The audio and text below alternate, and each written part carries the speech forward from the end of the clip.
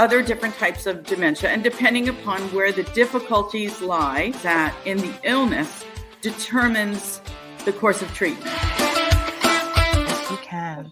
All you have to do is want to do it. Yes. Want to be it. When you set your mind to it, and this is who you are, and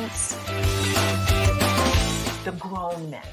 We have the youth that we need to mentor, and we need to inspire, and we need to motivate. But I know, as a recent conversation between you and I, that you're also in the business of motivating grown men. Through that, I'm supposed to see God in it at every turn. So me going to the Sea of Galilee was to remind me of that, to refresh myself of that. It is all under control, that He does have it. It's just as clear as that fresh water that I saw.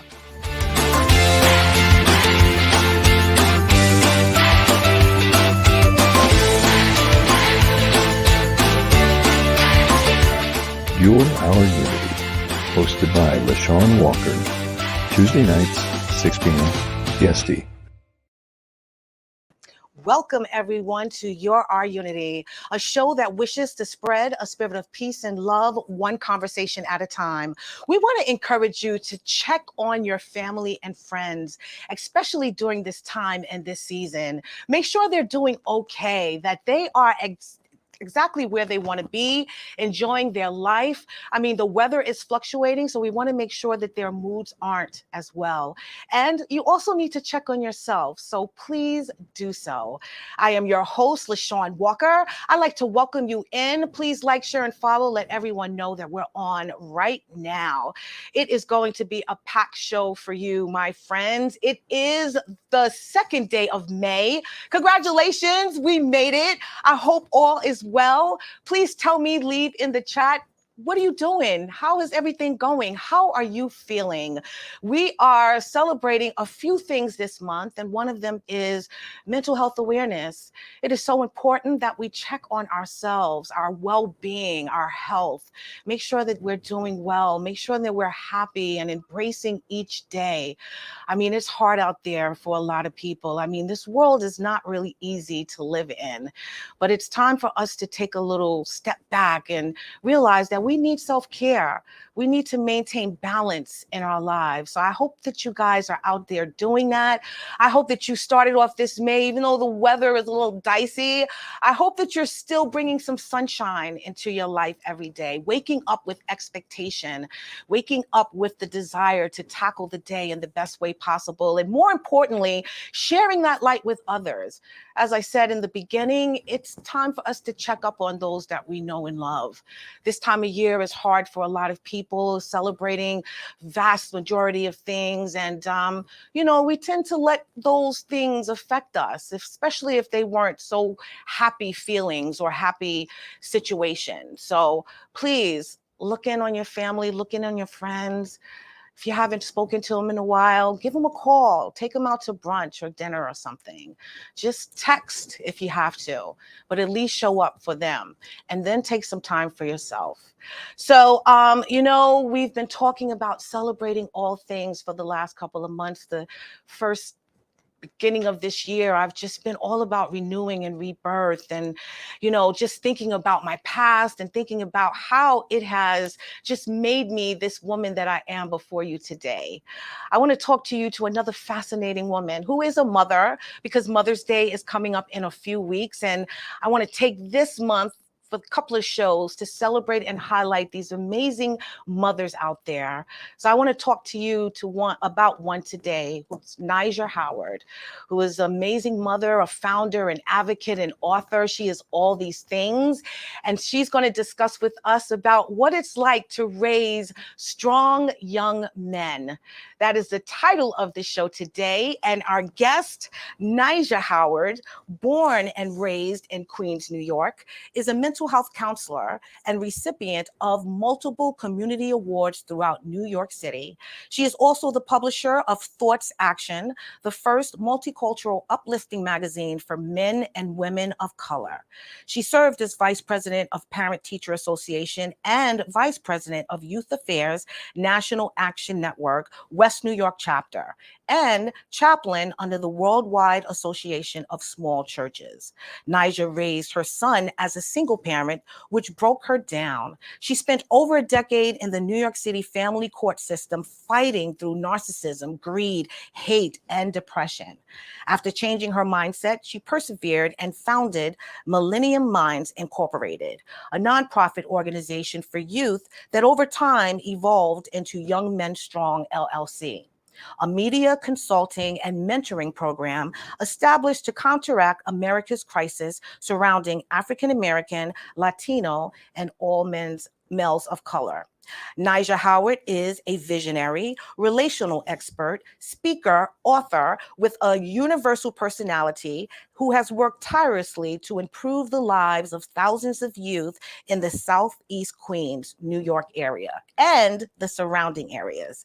She is here to talk about raising a strong Black man to be a true man. Please help me welcome my beautiful guest, Miss Nijaah Howard. How are you? Oh, I am beautiful. Thank you so much, LeShawn, for having me on your show today. It is an honor and a pleasure.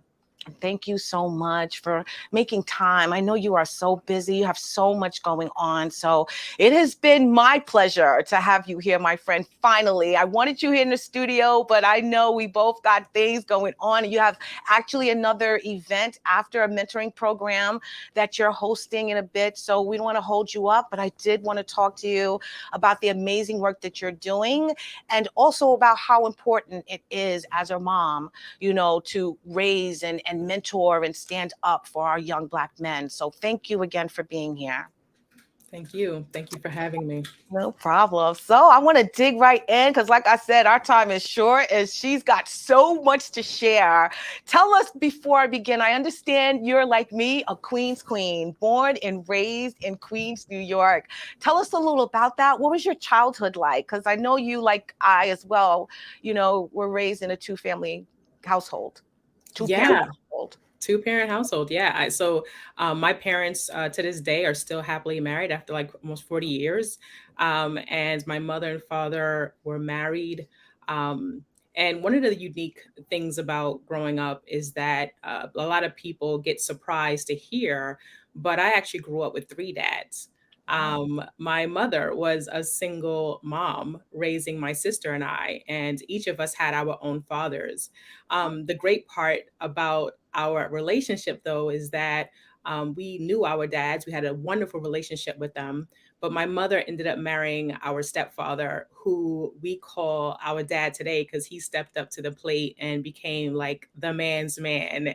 And so our biological fathers were very engaged in our lives and very respectful of their union. But they didn't want to leave us. And so therefore, my sister and I grew up calling three men dad. So yeah. I could imagine the love, and y'all were probably daddy's little girl to every last one of them, right? We really was. And each of us my sister's father loved me as equally my father loved her. So and of course my mom's husband, who is our stepfather, he loved us equally as well. So I mean, I remember as a little girl, the three of them would be sitting watching a game, drinking beer together, and just having a good time. And so as a little girl seeing that visual, it was really a beautiful sight to see. Because there was no animosity, there was no, discontent or disrespect. It was all love and respect and civility. I love that. That is beautiful. At that moment, I mean, were you seeing what you thought a man's role was in, family life and in a woman's life, being married to your mom as well as being a parent? Was that, obvious to you at that time, how important that role was? Absolutely. I mean, my stepfather, who I call him my dad. I call it, I think it's a little bit disrespectful for me at this point, being that he's still alive and in my life, to even call him a stepfather, unless I call him a step up dad. But he has been an outstanding role model and has been the blueprint for what a man really is and should look like for me, and how I was able to you know, choose the men in my life, you know, whether it be in my professional life as terms of platonic friendships or even in my personal life as intimate partners. Right. But he really was that stepping stone to let me know what a man should look like. He has been an outstanding model in terms of treating my mother and my sister and I, like the young women that we were and the queens that we were in the house. He was just an excellent, excellent model for that.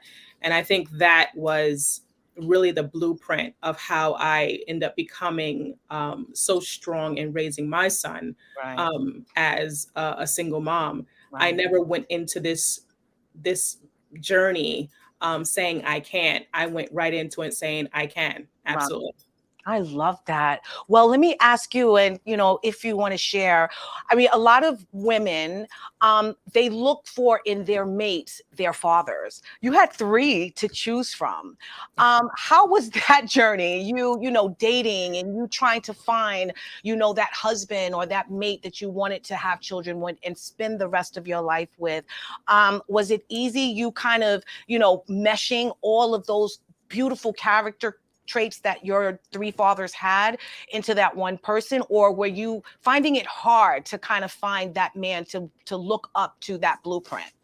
Yeah, well, I'm gonna keep it 100 because that's who I am. Finding someone who is as reputable as my dad might be the expectation may be a little bit too high, Mhm. and so with that, it has left me in a position where I found myself, you know, riding this solo train um, because that is part of the reason why I'm very adamant about educating and engaging and empowering our men today, because I feel like there are some many things that um, my dad brought to the table Right. that um, may be missing in a lot of our men today. So I'm very adamant about bringing that type of sexy back. Yes, I love that. I love it. And we do. We need that. And not just for our young girls, for our adult women as well. I can't tell you how many of my friends, beautiful women, strong women, women who just have so much to offer and so much to give. And unfortunately, they're still single because of the pool of men, the availability of these men, and the mindset of a lot of these men that causes them to still remain single. It's really sad to me. So again, you're on this journey. I understand from reading your bio that you raised your son, you were a single mother. Now you have resolved to, this is what I'm going to be. Now you're fighting. I understand you were over a decade in and out of family court and dealing with so much. What was that like? And why did you have to go through all of that in the first place, if you don't mind me asking? Sure. No, I don't mind at all. I share pretty often. Yeah, I spent well over a decade in the New York State family court system. And, I just want to say that there's hope for our men. I don't want to make it seem as though, that there's such um, a pool of men that are just not showing up. But we do have to make improvements, and we have to acknowledge that work needs to be done.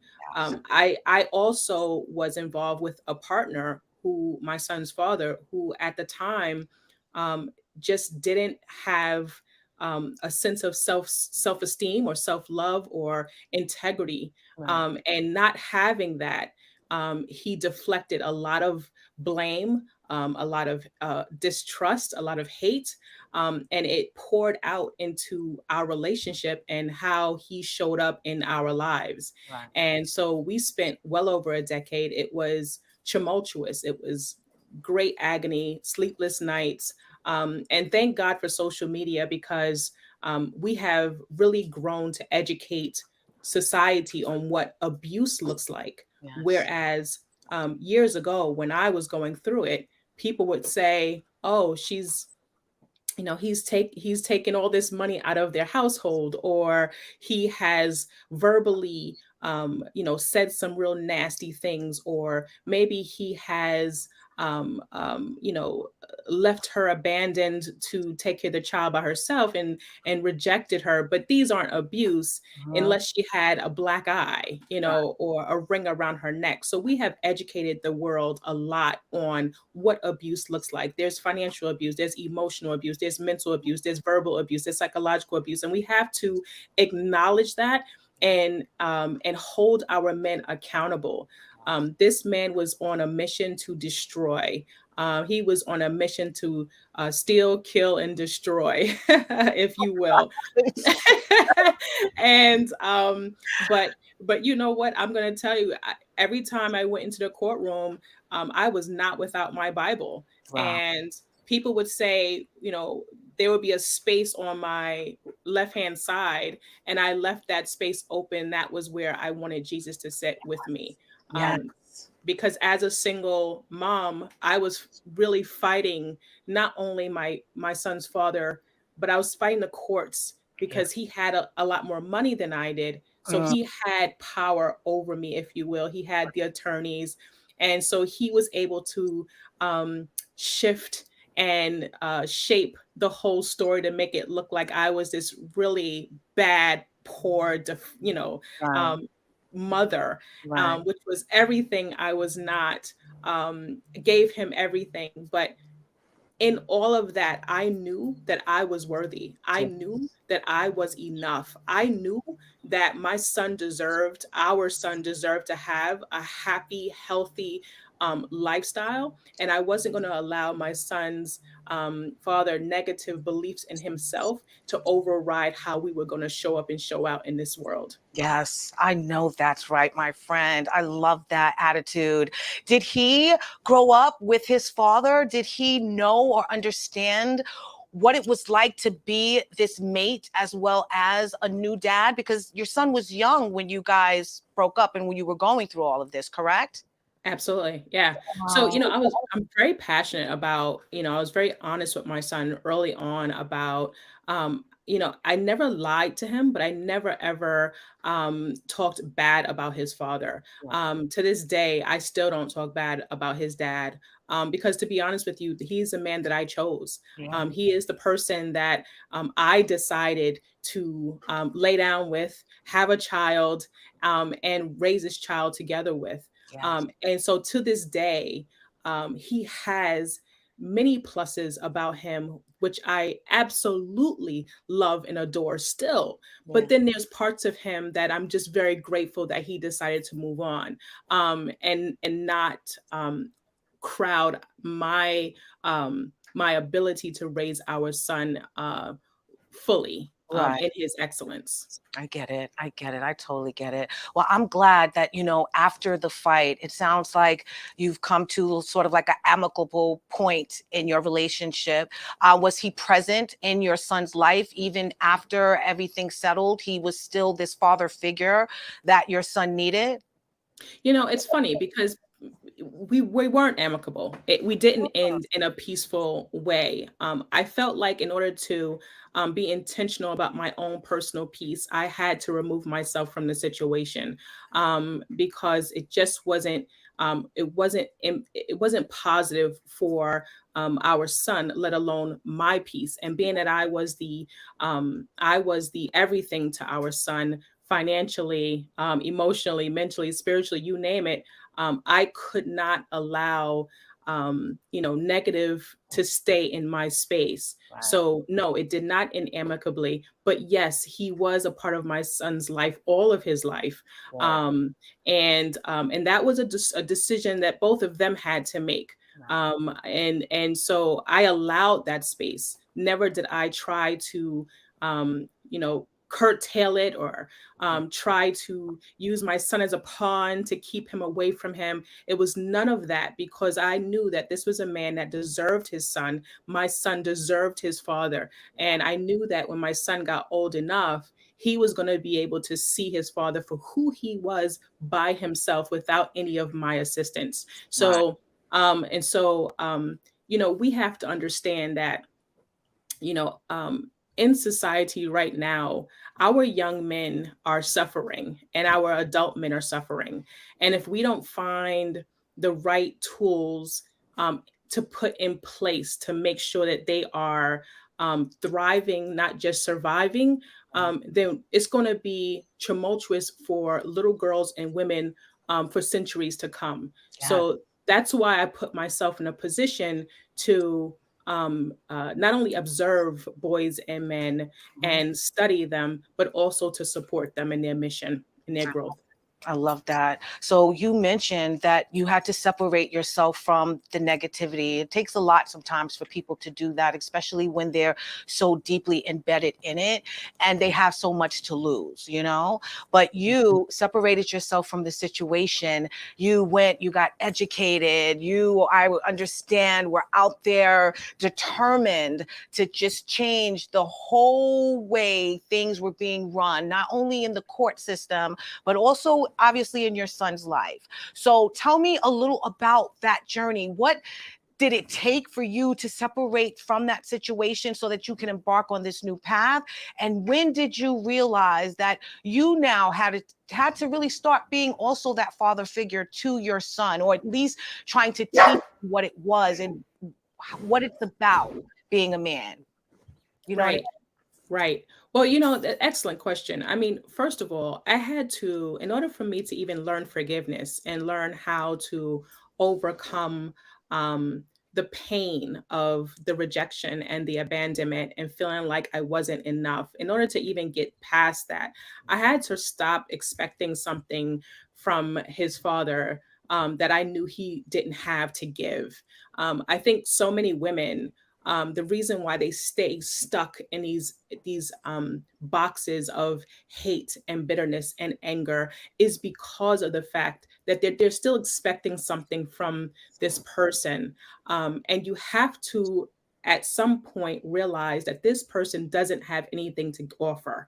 And when you get to that point, then you realize that it starts and ends with you. Yeah. You have to take responsibility for how you're going to move this whole thing forward.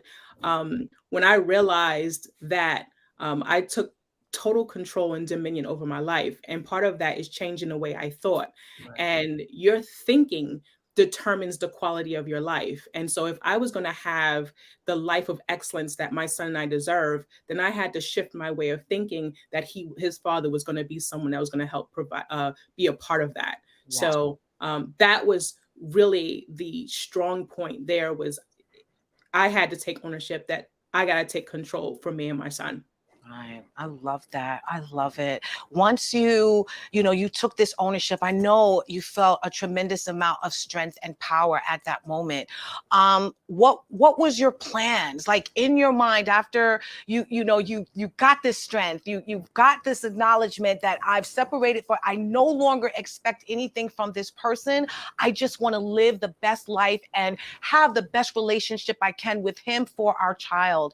Tell us a little about that. What was that feeling? And yeah, your excitement of it all. Go ahead. It is exciting. It is exciting. And, in the process of it, though, it was not exciting. Let me just say that. It was quite a battle up the hill. And I want to encourage single mothers out there and single full-time dads that, getting towards that level of success is not a fly by night. It took me about 7 years to really redefine who I was and to look at myself in the mirror and be able to love myself, edify myself. It took time. I always encourage my single parents, don't rush back into a relationship. Take time, get to know who you are, build a relationship with you and build a relationship with him, right? It's so important to get to know who you are before you jump into something else, not level-headed, not clear. And now you are adding old drama to new life, and that's not healthy. So for me, when I took that step, I made sure that I got myself the education that I needed.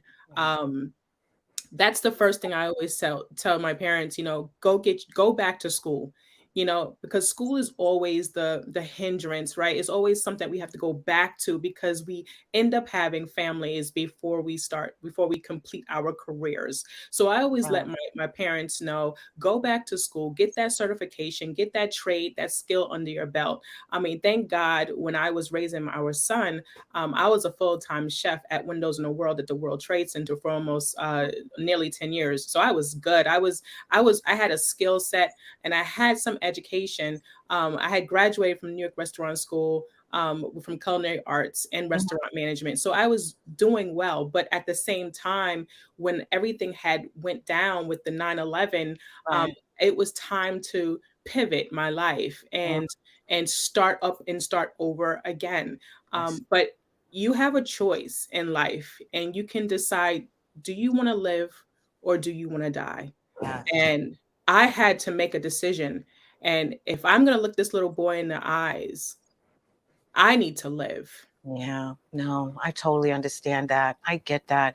You needed that time, and I get that 7 years because you never stop growing, and things change, situations change, and you just have to evolve and you have to adapt with a lot of things. But it's great that you're willing to take on that new information, that education, get wisdom, get wise, so that you can not only just help your son, but help others along the way as well. So I understand during this journey, you have become, what is this phrase that you've coined, the self-proclaimed single mom coach? Tell us a little about that. Obviously, I know that this journey has made you this single mom coach, but tell us a little about what that means and how that phrase came about. It's so funny. I said to myself, it just came to me one day. This is during COVID. And I realized that I had a lot of single parents I was coaching and helping them to build their self-esteem, build their credibility, find their voice, really understand that they were enough in the process of parenting solo. And one day I just said, you know what? I don't want to be a life coach. I don't want to be uh, you know, um, you know, food coach. There's so many different coaches out here. But I was like, you know what? I'm the single mom's coach, and that is nowhere else to be found. I mean, if you hear Your own anyone, lane. I love it, girl. I was like, listen, first of all, I'm a proud single parent, right? I am not that single parent um who who beats to the drum of society statistics such as, single mom, she must be in poverty, welfare, you know um Never had a father. never had a father, Traumatic uneducated. issues. Exactly. Right. And so I wanted to really give single parents, men, full-time single parents as well as men.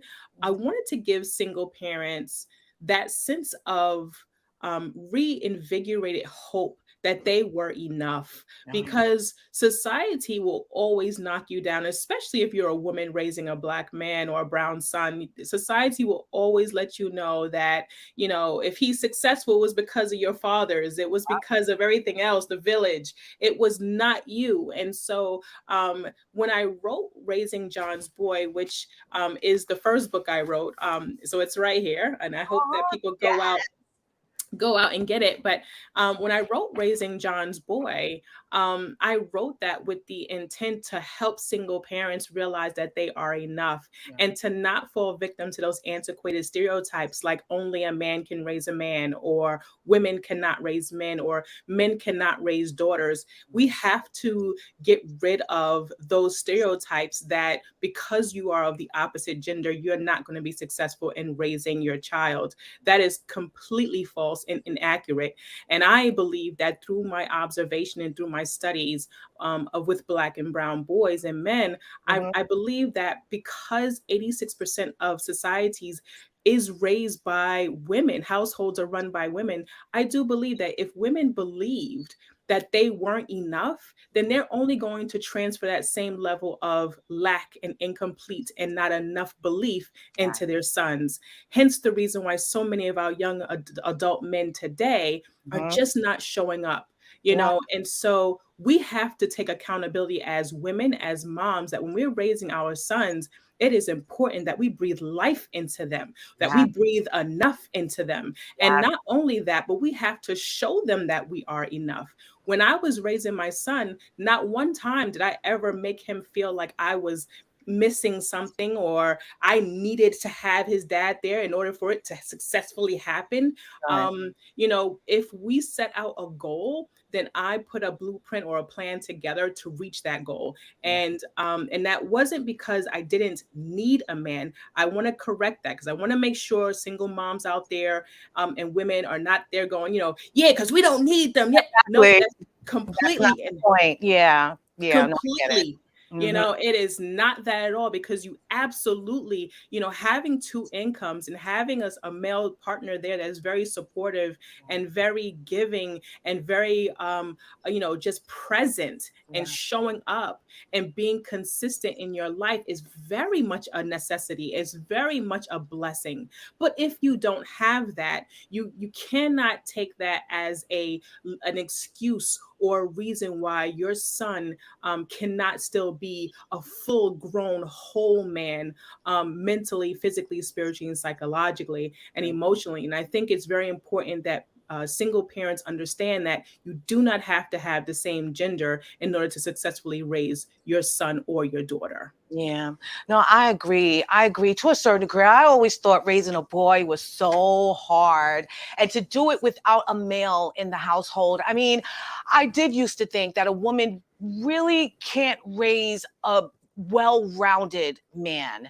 Why? Not just because of, the physical and the gender, all of that, but more so just because of the emotional connection and understanding of them and how they tick. We grew up in my generation anyway, that a man was just there to protect, and that was it, to make sure that you had a stable household. You be happy that the man came home at night, but you weren't to be concerned about what he did between the time he was there and the time he returned. There was no real emotional connection with them.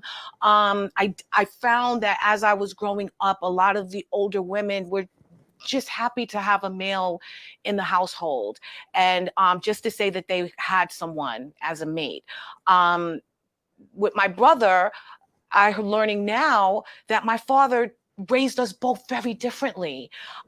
He was teaching him things that I had no idea he was teaching them. And it was more so about how to be a husband and working hard and making sure you get a good job.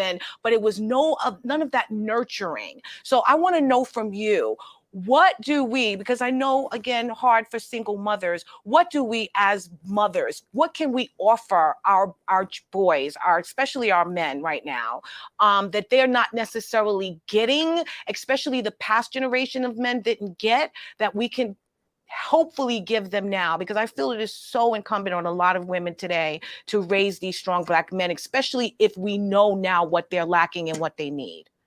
So let me just you said a mouthful there, but let me just try to I always do. let me just streamline some of it. First, I'm going to change your language. Okay. The language is not, it's not hard. Single mothers, women raising sons is not hard. It requires work. Okay. And you got to put in the work. And Yeah. that goes for anything you do in life. If you want something to be successful, you got to put in the work. So, we can't, devalue or reduce the quality of work that a woman does by letting her know she's not strong enough or she's not enough to do it because she's a woman. We have to change that language.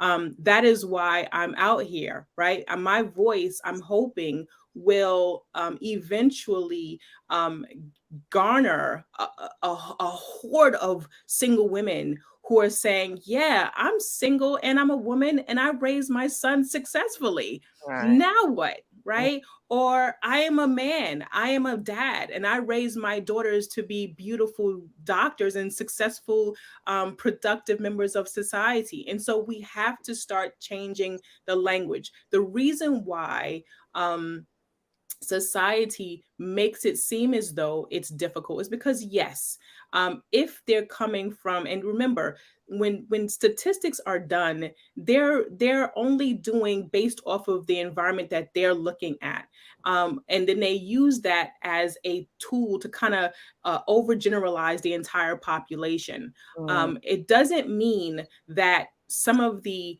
stats that are being told about single women raising sons is not true or inaccurate. That's not what I'm saying, but right. we have to tell the whole story, not just part of it. And so there are a lot of women out there like myself who were successful in raising their sons. Mm, And part of that is doing the work. That means that you say what you mean and you mean what you say. right. That means that you are intentional about certain things. You know, men bring a lot of great qualities to the light, to the household. They bring structure, they bring guidance, they bring a sense of security, stability. They bring a sense of closure and warmth. They bring all these great things to the table. But if they're not there, that means that that woman has to encompass all of that plus the nurturing part, and that right there just goes to show you how incredible a single woman is when she's raising her son into a man, because Mm, she's embodying all of the above, yeah. and holding it tight. So there are different levels of single moms. There are some single moms who are saying, hey, it is hard, and you know what, okay, Yeah. it's hard for you, and that is so real and so normal. Mm, And we can't act like it doesn't exist. It's not going to be an easy road. Life is not easy, but yeah. it doesn't mean that God didn't give you all the tools that you need. You just need to get in touch with the single moms coach and learn how to apply those tools, which ones to use, and how to navigate it so that you can raise your son to be the man that you yourself wish that you had. Yes, yes, I agree. So you heard that, folks. Reach out to the single mom coach, and she can help you navigate those roads. Let me ask you, I mean, considering, we have a lot of young men and older men dealing with challenges right now, just from your perspective, and considering, mental health plays a huge part in a lot of these issues. What do you think were the problems that caused a lot of these young men not to be whole and to, just not be completely true men within themselves and not possessing the characteristics that would sort of, reveal that to everyone else? What do you think those things were? I, personally have a few ideas of what a couple of those things are, but from your perspective, what would you say? Well, I mean, it's a few things, right? It's intergenerational. We have so many different things that have just been passed on. We have negativity, negative thoughts. I mean, it's just been passed on generation to generation, right? But we have to change it and break the chain. Like Tasha Cobb says, we got to break the chain, right? And when the way we do that is, we have to create safe space for our young and adult men to be able to open up and share, right, and allow them to really lead the conversation. And so, statistically wise, since 2014, 80% of suicides for Black men has increased. And a lot of that has been due to the firearms, right? Then we have suicide rates. We have suicide attempts for young Black men from 1991 all the way to 2017 to present has increased like 73%. So we're seeing such an incredulous rise in how our young and adult men are struggling with coping with society. And they're dealing with depression, they're dealing with PTSD, they're dealing with anxiety, right? And so, what I have found as a single mom, I realized when I was raising my son, one of the biggest challenges for me when I was having a challenge was finding a village of men that I felt I could trust, that I knew could offer my son more support, than just my dad and my uncles and my cousins, but a village of male support that were ethical and professional and willing to take him out to different places and offer him some suggestions and some positive reinforcement. And so because that was something that was so scarce, I knew that when I was starting my businesses, I created Young Men Strong, because Young Men Strong is that village of ethical professional men that is providing a very strength-based, positive environment for our younger men. So who are growing up in single parent households. So when I look at how the rooms week by week are filling up with more and more men, it just further lets me know that men are crying out for help. They're crying out for support. Yes. And we have to create space where they can feel free to say, I don't know, or I'm hurting, or can you help me? You know, if you can create space for them in that space, then they can go back home to their families and show up in their full self, because they've been able to be healed and find some kind of resolution of a safe space where people are listening, people are attentive, and people are offering their support. And so that is what I do with Young Men Strong. And, you know, it's really about creating that environment where adult men and young men feel safe to not be the superheroes who are able to, you know, do 5 backflips and do these unreasonable things that we expect from them. They're Right. human, and Yeah. they cry and Yeah. they bleed and they hurt. Yeah. And so we have to create space where we're just careful about how we interact with them, how we engage, and how we provide services for them. When did you find that to be so necessary? I knew there had to be like a turning point, because I know you knew mentorship was very important for a very long time. But when did you decide that it was really time to take action and not only build Millennium, what was the Minds. name? Yes, and then obviously evolving into Strong Young Men, Young Men, yeah, Young Men Strong. yeah. Yeah, you know, it's funny. I started Millennium Minds back in 1997, but that was at a time when people really were just not supportive. And you know, I've always been a visionary. You know, I tell people all the time, I knew I was something special when I was 5. I could read when I was 3. So I knew that there was something special. So by the time 1997 came, I was just a child, but I had already had this vision of what I'm doing today. I had it then. And at that point, there was no real support. So it just wasn't. It just was no support at all. People had a lot of titles, but they didn't really have no power behind them to really help make things happen. So it took many, many, many, many years. We're talking about over 20 years of working hard to get the organization to where it's at today. So let that be an inspiration to someone out there that, you know, because you come up with an idea of something, it doesn't happen overnight. Sometimes you have to take your time and just allow God to do what he needs to do, to strengthen you and make you whole and make you figure it all out before you actually know how to run that organization. So that is what I do today. And I'm sorry, I don't know if I answered your question. Yes, no, actually you did. And real quick before, you know, the time gets away from us, you also have a publication that you have, Thoughts Magazine. Tell us, and it's also related to Young Men Strong organization. Tell us a little about what that magazine is and who it speaks to. Absolutely. So Thoughts Magazine is a quarterly publication. I always like to coin it as the first born male child of GQ and Essence.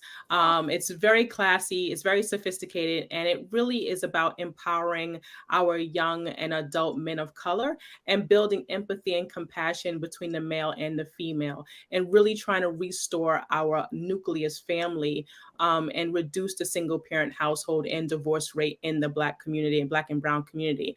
And so Thoughts Magazine is just what it is. It's thoughts. And I got a copy here. It's thoughts. And it's really about You know, it's very classy, very sophisticated, very clean. And the cool part is that it's double-sided.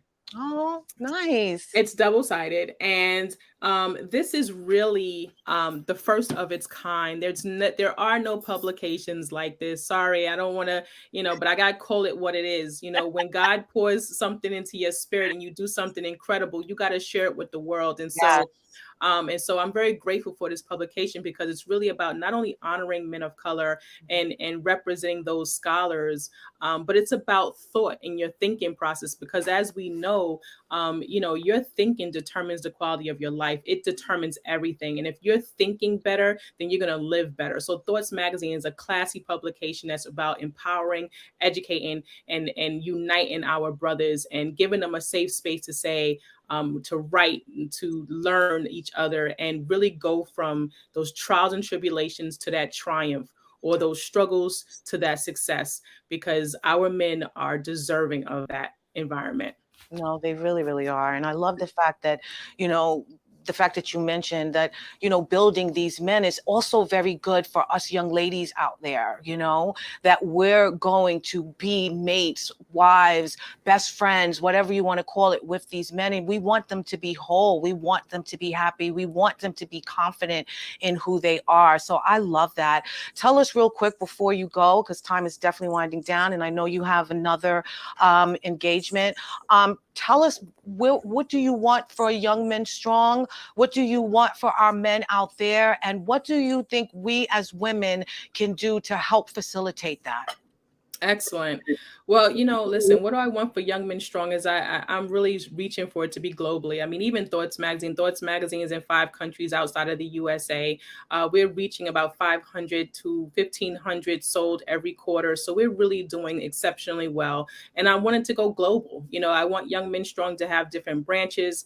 And I really want our women to be careful in their language and how they speak. How we speak. The Bible says that the power of life and death is in the power of our tongue. And so we have to be very careful how we speak to our men, because what we put out is what we get back. So if you're getting a man who's not treating you right, not doing right, it's because you're teaching him that you're not deserving of the rightness. So whatever you feel you deserve, then you need to teach him that that's what you deserve, so that he'll know how to show up properly for you. So be careful about the language that you say, but absolutely our men are deserving. One of the things I would say, as we wrap up, I always say my whole mission is that when we strengthen our boys and our men, we stabilize our girls and our women. That's how it works. We need each other. One can't do it without the other. We need each other. And so I want to advocate for families getting back together. I love that. And real quick, before I let you go too, how important is, maintaining a healthy mind and body and spirit in the midst of this? Because like you said, we are responsible for that. Us as mothers, especially, being the caretakers and the nurturers of our children, you must find it important that we heal ourselves as well. It starts with us, correct? Speak to that. Absolutely. Absolutely. I mean, listen, if you're a mom out there, or a single dad, full-time father out there, and you're, really trying to figure out how to make this work, make some time for yourself by, being sociable. Try to incorporate yourself, try to find that village. If you can't find Young Men Strong, find your village, go to a church, go to your school, go to a faith-based institution, find family members that you can rely on, but find some self-care for you, because when you're together, then you'll be able to pour into your child. And so we want to make sure that self-care is everything. Make yourself better, whatever that looks like for you. If it means going back to school, if it means getting a better job, if it means, increasing your level of, your skill set or degree certifications, whatever that looks like for you. If it means buying yourself a dress, or maybe buying yourself a watch because you haven't done anything but give and not receive. Take time out for you so that you can be able to show up for society and for your children. I love it. Thank you so much for that. Oh, you have two, like 1 second now. We have a flyer to what you have going on. You have mentorship programs. Tell us a little about this before you go, because I think one of them you're actually headed off to in a minute. Yes. So Young Men Strong is under the DBA of Mentors, and Mentors is an acronym for men who are offering tools, opportunities, resources, and services to our community.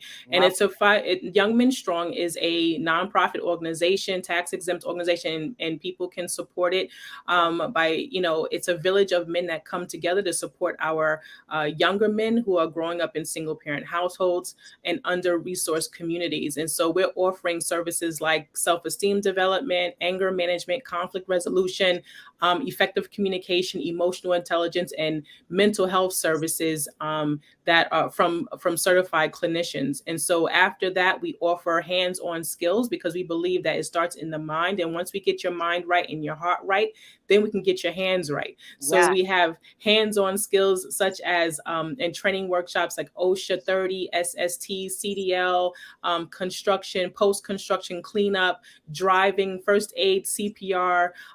We have fashions, we have culinary art, financial literacy. It's really about creating a whole man so that they can show up for their girlfriends and their wives. I love it. I love it. Thank you so much for being here. I feel like I kept you here longer than I should, but this has been an amazing conversation. You need to come back, my friend. We're going to put your information up. Please follow Nijaah Howard at Young Men Strong on social media, as well as check out her website, nijaahhoward.com, and Thoughts Magazine as well. You have been a pleasure, my friend. I know you have to dash to your next workshop. Please have a wonderful evening. Thank you for showing up. I appreciate you so much. Okay. Thank you so much for having me. And let me just make one little small correction. It's nijaahhoward.com. It's 2 A's and 1 H. Okay. So nijaahhoward.com. All right. Perfect. Thank you. I'm sorry I messed that up. I'll get it later. It's okay. Thank you so much, sweetheart. You have a wonderful evening. Okay. Same here. You too. All right. Bye-bye now. Thank you so much for having me. No problem. Thank you. Well, guys, we just had an amazing guest, Nijaah Howard, who spoke so passionately about what it takes to raise a great male child in this world, and what she did to actually make sure that her son was raised with the values and the tools necessary in order for him to be a true man. So I love her, and I loved our conversation. I want to get real quick to my Unity.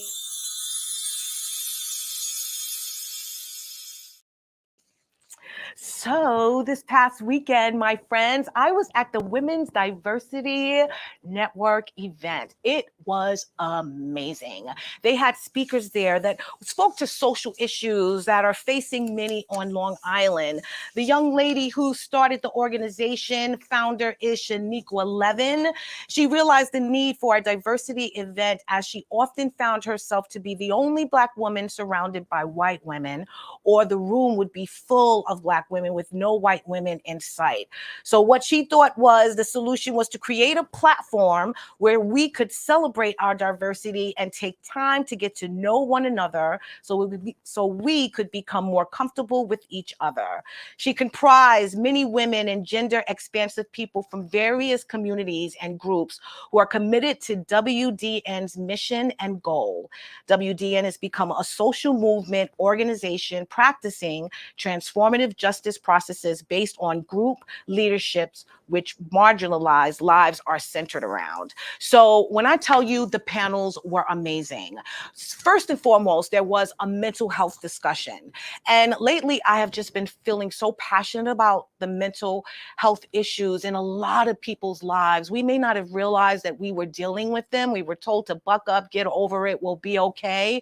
But the reality is that we've all suffered with some form of mental illness in our lives at one time or another, whether dealing with grief, whether dealing with stress, whether dealing with just life. So I got a lot out of the workshop that they had, I shared a lot as well. I'm realizing that, you know, I want to help my daughter and I want to help my family with any type of feelings, unhappiness or joy or any type of emptiness that they have had or felt in their lives. I want us to reveal our truth at our core. And so lately we've been doing little exercises sharing with each other our feelings and checking in on each other regularly. I really think that that is so very important. And the workshop that I attended actually stressed that very thing, that we need to start having these conversations with our family and with our friends. It is imperative to our mental health. It is imperative to our well-being, our body, minds, and our spirit. We also had some dancers perform. It was a diverse, cultured event. And we had this young Indian woman who did a beautiful Indian dance for everyone. And then we had this gentleman from the Shinnecock Reservation who came and he did a unity dance. So everyone got on the stage and we just literally just watched them to perform this amazing routine. And it was just truly a blessing for all to see. The event was amazing. The next day I attended a prom dress drive from Shantae Carter. I think I did mention that to you guys. And that was awesome as well. She had so many dresses for so many people. I understand that she had a lot of young ladies show up as well. Again, we'll be having my prom dress drive this Saturday coming at Kennedy Park, the same location as Shantae's event took place. It was really cool. I truly enjoyed it. She does wonderful work with her organization, Women of Integrity. And that is me, Shantae, as well as my beautiful friend, Diane. And we were just there to support her. So I've been rushing through the unity in community, but I want to thank you guys for sticking around. And I want to get to the Dare to Be You really quickly. The Dare to Be You is: the greatest good you can do for another is not just share your riches, but reveal to him his own. And that is a little about what me and my beautiful friend discussed earlier. Nijaah was saying how we need to show up for our young men and women, how we need to show them that they are enough, that they are worthy. We show that to them through us, but we also have to let them know that they possess these very same gifts and that all they have to do is work towards finding them and uncovering them. We must pour into them the very goodness that we know that they deserve, the greatness that we know that they will become. We must fortify them with that information, that knowledge, that love, that wisdom, and that compassion. We must show our little young men and women that we are here for them, that we are listening, and that we want to take them to the next chapter of their lives with just all the love and all the joy that we can possess in our bodies to give them. So please go out there, be a mentor, be a person that someone else can look up to, and most importantly, be the example. I think that is more important than anything. Walk these streets as the example so that when these little kids see you, they will know what it is to be a well-rounded, healthy, mentally stable individual. I'd like to thank you guys for tuning in to another episode of You're Our Unity. I'd like to also thank my guest again, Nijaah Howard, her amazing organization, Young Men Strong. Please check it out. I want you guys to have a wonderful week, and remember that I love you. We will see you next week here on You're Our Unity. And remember that peace and love is in the palm of our hands. So let's go out there and be some love. Give some love, share some love. I'll see you next week on You're Our Unity. And you guys have a wonderful week. Bye.